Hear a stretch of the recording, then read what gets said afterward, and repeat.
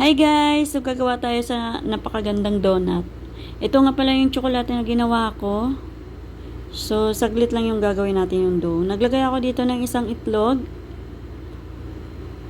Mikos-mikos ko muna to. Tapos naglagay ako dito ng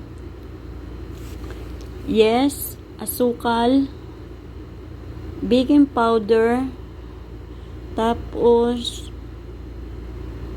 may kunting asin din ako nilagay dito para pang balance at saka mantika. So nakadepende guys sa inyo kung ano yung procedure nyo, kasi iba-iba tayo ng procedure. Basta ako, ito yung nakasanayan ko at okay naman yung dough ko, so ito lang din yung lagi kong ginagawa. Tapos naglagay ako dito ng isang basong milk, tapos haluin na natin para mag-combine siya. Tapos at ito nga, binuhos ko na dito ang 2 basong flour. So hahaluin lang natin pa hanggang sa mag-combine. Pagkatapos, ito na ngayon dough natin, i-rest lang natin ng 1 oras.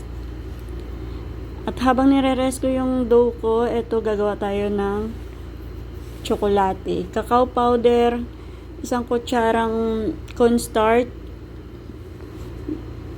1 egg yolk, at saka ito na nga siya yung texture. Hinalo-halo lang guys ha, hindi po siya titigilan sa paghalo at low heat lang po talaga siya. And then, ito na yung dough natin after 1 hour, ito na nga siya. Yan, ipoporma lang natin.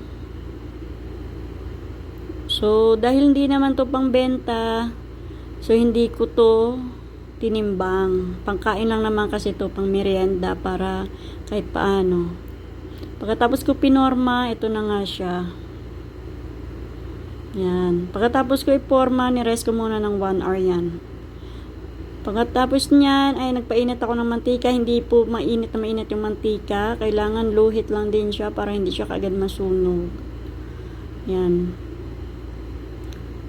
Ang pagkaprito po, hindi po kailangan yung mantika ay mainit na mainit. Dahan-dahan lang din yung apoy nito. At pagkatapos nga niyan, babalik ta rin lang natin. Yan.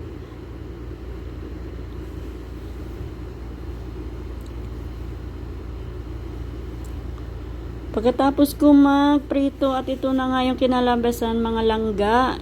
So, nilagyan na natin ng tsokolate dito, sinawsaw.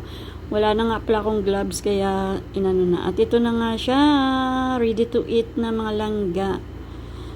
Hindi ko lahat nilagyan ng tsokolate kasi baka yung iba ayaw.